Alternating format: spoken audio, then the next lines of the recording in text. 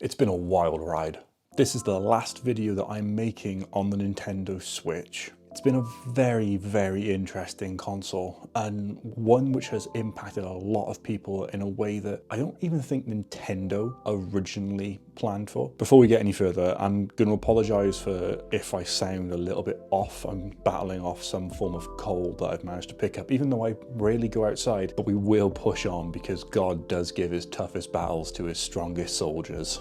I want you to cast your mind back to 2017 and the night of March 3rd to be precise. That's when the Switch 1 came out, and me and many other people were at a midnight release for it. Now, at that time I was living up in Manchester and I went to the local game, which was in the Arndale Mall, and I spent the first part of my night trying to figure out how to get into the mall. Once I did figure it out though, it was fine. I'd already had a console pre-order, so it wasn't like a wait to see if they had anything left or anything like that. So I wasn't stressing, it was just more, I didn't want to get lost. Now, the Switch came out at a really awkward time in my life. I was going through a really rough breakup. I was living way, way, way away from home and all my friends. Yeah, it was just something which kind of kept me going throughout all that, which might sound a little bit weird, but if you've ever been at a tough time in your life, it is nice to have something which is a constant for you. So I can remember picking up the Switch, I picked up the Pro controller, and I picked up a copy of Breath of the Wild as well. At the time, I was sleeping on the floor of my living room. I also had a back injury, which I don't think was helped by sleeping on the floor. So overall, the Switch did bring some much needed joy into my life. And I can remember playing Breath of the Wild and thinking, whoa, this is it. This is the newest generation. This is what it's going to be like. Now, I had a PC at the time. I didn't have any other home consoles, so I didn't have like a PS4 that I was also playing on or an Xbox One. This was what I had. It was this all PC gaming. My PC was quite old, so the most that I could run on it was, I think, Doom 2016, but I ran that at like a medium setting on it because the graphics card I had, which was a GTX 580, had steam coming out the back of it when it started to do anything. The one really good thing about the Switch was it got me off of playing League of Legends. Not that I needed much help or convincing to get off that game, but yeah, it pushed me to finally uninstall that game because I stopped having fun with it a long time ago. Being a support main is never fun. But one thing that did stand out to me with Breath of the Wild was just how different it was to other Zelda games that I had played. Now, it's no mystery to anyone that Ocarina of Time is one of the best video games ever made. Personally, I always flip between Ocarina of Time and Majora's Mask for which one is my favorite because they're both so good and they both have such different things that they brought to the Zelda franchise. But Breath of the Wild was a very different ball game altogether, and I'll be honest, the more I played it, the less I loved it. I don't know what it was about Breath of the Wild, but it just did not hit that same way that Ocarina of Time and Majora's Mask did. I don't know if it was the fact that there was a lack of overall music in the world. It all kind of just felt like it blended into one and there wasn't any distinct sort of music that penetrated through as like it did in the older games. Or was it the fact that there were very limited enemy types and it was mainly just color changes and palette swaps on them to signify different difficulties with them? Or the lack of dungeons that were in the game? All of it together, along with the weapon degrading system, which was just, no, not a fan of that one bit. But all that combined did leave a little bit of a bad taste in my mouth for the Zelda franchise. But what it did do is make me really appreciate the games that I already had for it. So I already had things like Majora's Mask, Ocarina of Time, Twilight Princess and Wind Waker to enjoy. But when it came time for me to leave Manchester and move back down to South Wales, people I was working with were really lovely actually, and they chipped in and got me a little like game gift card that I could spend. And I went to the game and I picked up Mario Kart, and I didn't play it on the Wii U. I didn't have a Wii U at the time. I didn't have that console ever, really. I didn't know what this game was meant to be like or how it was going to play, and for me it was a brand new Mario Kart experience and I loved it. I think I 100%ed it. Like, it's not too hard to 100% a Mario Kart game, but I definitely had a lot of fun going through all the races, all the tracks, trying to get all the best times, trying to get all the trophies that I could get, all the special things to unlock. I had a blast playing that game. Plus with the multiplayer as well, when that was out, was just another really, really fun thing. And that game reminded me of being a child. There's just something about the Mario Kart franchise which does that. I'm not sure what it is, but Mario Kart for me has been one of those games that has been a solid throughout my entire experience with Nintendo consoles. I originally started off by playing Mario Kart on my SNES, then got the N64 game, then the GameCube game, the Game Boy Advance game as well, the DS game. I pretty much played all of them and I've loved all of them. They've always been fun. They've always been consistently fun. Mario Kart on the Switch was no exception to it. Although what I will say was I will never ever play that game with a single Joy-Con sideways, especially with the Switch 1 Joy-Cons, because the SL and SR buttons were so small and my hands aren't exactly built for that. But when I got back to South Wales, one of my friends told me that they had a copy of Xenoblade Chronicles 2 that they weren't going to play. Essentially, they bought it for their child and realized their child was too young to appreciate and understand the game, so they wanted to sell it on. They knew that I was kind of into stuff like that. I'd never played a Xenoblade game before. I had no idea what Xenosaga was. I'd heard of it, obviously, but I'd never dabbled in those games or Xenogears or anything like that. But with how scarce this game had become, the FOMO kind of kicked in, and I'm really glad it did. Xenoblade Chronicles 2 brought me so much joy and pain and sorrow, but so much joy. That game was so fun. It opened my eyes to a whole new world of RPGs that I'd never ever thought to dabble in before. And now I can safely say that the Xenoblade series is one of my, if not my favorite JRPG franchise. And it has made me want to go back and play Xenogears, Xenosaga, all the other games like that. And I'm currently waiting on the Switch 2 patch for the Xenoblade Chronicles X game to come out so that when my console arrives, I can play that game and enjoy it as much as I can. I'm hoping they're going to bring a patch out for it anyway. It really, really deserves one because it would be so nice to see that played in 4K 60. But yet, playing Xenoblade Chronicles 2 opened my eyes, and what that meant then was I was a bit more susceptible to other games, and that's why I pre-ordered Astral Chain. I had no idea what that game was going to be like, but it kind of reminded me of Xenoblade Chronicles 2, kind of made me want to play it, and I did, and I loved it. And that's, again, another game which I really hope gets in. Basically, all the games that I mentioned in this video, I really hope get updates for the Switch 2. But yeah, it was a game which was really fun. It was a game which was very different to what I was used to, but it was something that me and my friends who did have it could bond over and chat about and discuss like our tactics or certain things. And it was just a really, really interesting time. Definitely a really different take on the genre. However, what I will say about the Xenoblade series is I'm very, very gutted that I missed out on the Xenoblade Chronicles 2 Collector's Edition. For a long time after the release of it, it was just sat there on the Nintendo website, just chilling, and I didn't pick it up. And it wasn't until I fell in love with the first game with its remaster and the third game when it came out that I went, you know what, I want to pick this up now. And it was gone. But it's on eBay, but I refuse to pay scalpers prices for it. I can also remember picking up Mario Odyssey when that released and just thinking that, wow, this is Mario 128. This is that game that I've been waiting for so long.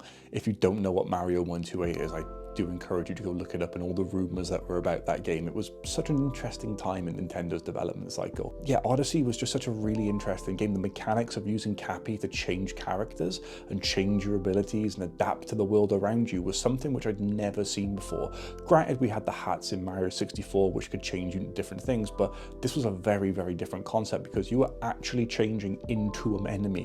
You were changing into a T-Rex, you were changing into a Bullet Bill, a Goomba, whatever it was. It was just a really weird take, and it was really fun how it was done, and it was a very pretty game as well for the time. But it did become a bit of a collectathon. I think once I finished the main story, when I realized how many like sprites, whatever it is you collect in that game that you can pick up, yeah, it kind of lost the charm and it became a bit of a chore, and I kind of just stopped playing after a while. Then they brought out the Luigi DLC for it, or add-on I should say for it, and it didn't really do much for me either. Like the time trial based stuff was fun, but yeah, not really for me. That said, it did leave a taste in my mouth of wanting more. Like I wanted more Mario. Everyone was always asking for the next Mario game, and we've got like the platform games like new Super Mario Bros. U Switch Edition or whatever it was called. Then we also have Super Mario Bros. Wonder as well come out later on down the line, which is a really interesting take, but we never really got that full 3D Mario feeling ever again with it. And I'm really hoping that with the Switch 2, Nintendo can really latch on to the nostalgia of those 3D Mario games and the wonder that they create. Not the Mario wonder they create, the actual wonder that those games create. Mario 64 was such an important game, not just for Nintendo, but for video games as a whole. I really want Nintendo to recapture that feeling. And say what you want,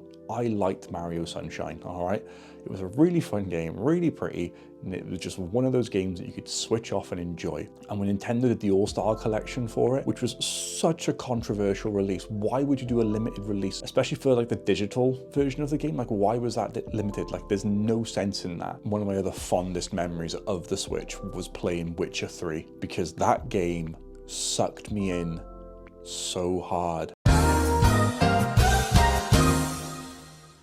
That game was just so much fun. It fully fully got me. Like every single thing about that game made me want to complete it. And I don't think I've ever spent so long doing side quests, to the point where my friends then knew that my whole way of playing games was from then on was going to be as many side quests as possible to make the rest of the game really easy. It was just so much fun. I had such a good time playing it. It's a game which I think the first two areas, the first two maps that you have, like I 100% did all of that. And then when it came to Skellige, I kind of didn't because of the quantity of stuff that is in that area of the map. But I finished that. I finished the DLC that came along with it as well, and I loved it. The story gripped me so hard, and I am so excited for Witcher 4. There's a video coming on that soon as well, watch out. But yeah, that game was just so much fun, and I can remember sitting in bed and my arms going numb because I was lying there holding the Switch above my face. It was the game that did highlight that my console did have stick drift though, and I can remember sending off the right Joy-Con to get that fixed. Stick drift is something which I'm sure a lot of you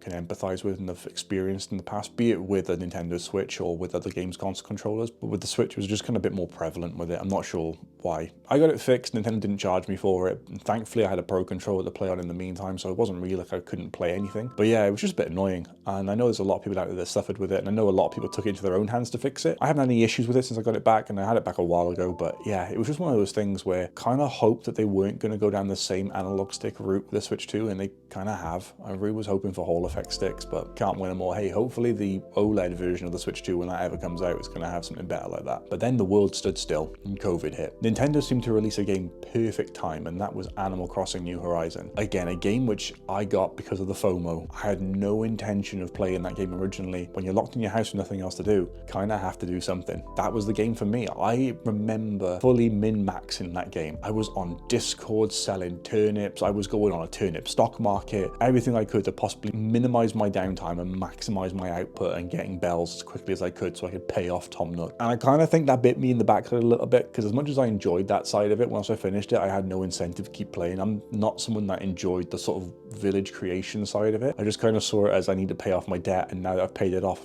kind of finished it. It's just not something for me. I know that the Animal Crossing franchise is something that a lot of people love, and I really hope it comes back, and you know, I'll probably pick up another version of it when it comes out, because it was still fun. But I know there's a lot of people out there that sunk so much time in it and still play it to this day. So I really hope they get the game that they deserve for it. But for me, it's not something I'm going to rush out and pick up. Again though, it was still a really fun time, and it was something that was really nice to bond over with everyone whilst the whole world was on standby. And there was also a Pokemon game that came out, which was very different to everything else. And I'm not talking about the Pokemon Let's Go series, that was still very different, but I never really played that. I'm talking about Pokemon Legends Arceus, which was a game which was incredible for what it was. I really liked that game. It was a really fun take on the Pokemon franchise, and the sort of mechanics that you were using in it were very different to what you used before. It was really, really fun, and I really wish they did more with it. What I will say, however, is that, and also Sword and Shield, which came before it, which I guess Arceus expanded on the Sword and Shield sort of free roam areas, or wild zones as they were called, made the whole game that wild zone. But when you look at both of those games, and then you also look at the Xenoblade games that are on that console, it's really hard to think that they're both on the same console, because the Xenoblade games look so much better. There's so much detail in that world, and the Pokemon games kind of feel a little bit flat. I know the target audience for Pokemon games isn't exactly the same as Xenoblade games. However, I think it's a little bit insulting to not have games that look at least half decent. Like, the Pokemon games look okay, but at no point do you think that they're really pushing the system to work as hard as it can. And then you look at Scarlet and Violet, which couldn't even run properly. Like, there was so many bugs and glitches with it, and to get it to work properly, it looks like you've got to buy a Switch 2. I've got a copy of one of them there. I think it's Violet I've got there. I don't know. I unboxed it and never played it. But when I get my Switch 2, I'll plug that in and see how that plays, but it's not something I'm excited for. It's not something I'm looking forward to massively, but Arceus was definitely something that was fun. Legends EA does not look like it's going to capture that same feeling for me. It's all in one city. It kind of feels like it's lost the whole point of what Arceus was, and I just really loved Arceus for what it did for the Pokemon franchise, and I just want more. Up to this point, I still only had my day one Nintendo Switch. I didn't have an OLED, I didn't have a light, and that all changed when Tears of the Kingdom came out, and I invested about £500 I think in total on like the console, the controller, the game, the case for it. I went all in. Oh boy, do I regret that.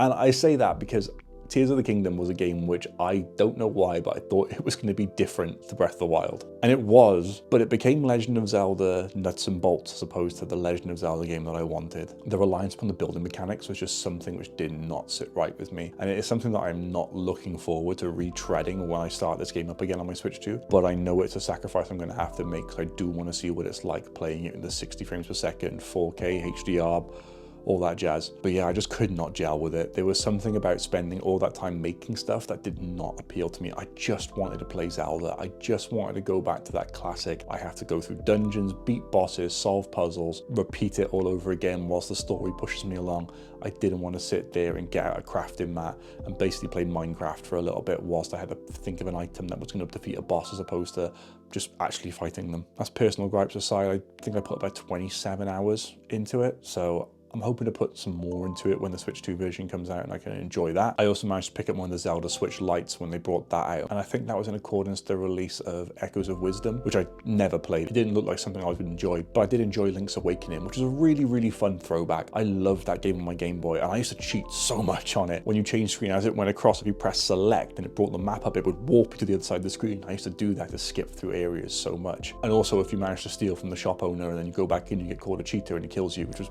a hilarious touch. Great game. But yeah, I just kind of wanted to share my thoughts on the Switch 1. I mean, you can't argue that the game's console was a success. It sold about 152 million units. It's about 8 million units behind Sony's PS2 if they don't keep on changing the goalposts on what they actually sold. About 2 or 3 million behind on the DS, and it's just right there, top 3 games consoles of all time. Incredible. You cannot argue that the Switch was an amazing console. I just hope that the Switch 2 can really capitalize on it and really doesn't go down the same route that the Wii U did, where it kind of falls by the wayside because people get confused as to why they actually need that over the original console. But for all of you out there that are going out tonight to pick up your Switch 2, I hope you have fun, I hope you enjoy it, and I hope when you get home you get to have a lot of good memories with it. I'm waiting for mine to be delivered tomorrow. I've got a lot of things I need to do in preparation for it and after it as well. So it's gonna be a busy couple of days for me, but I'm really looking forward to sharing my thoughts on it with you and hearing what your thoughts on it as well. Like, it's a really fun time to be a gamer, especially a Nintendo one right now. I know there's a lot of negative press out there about the Switch 2, but there's always negative press about everything out there. If you enjoy something, love it. And that's the main thing that we all play games for, is to love it and to have that escapism and to have fun with it. And that's why I'm here. That's why I want to share these views with you, because I enjoy these consoles and I want to just get that passion across to you. As much fun as it has been to talk about the Switch 1 and relive some really good memories for it, I'm really excited for the future. And I'm really looking forward to kicking all your butts on Mario Kart World.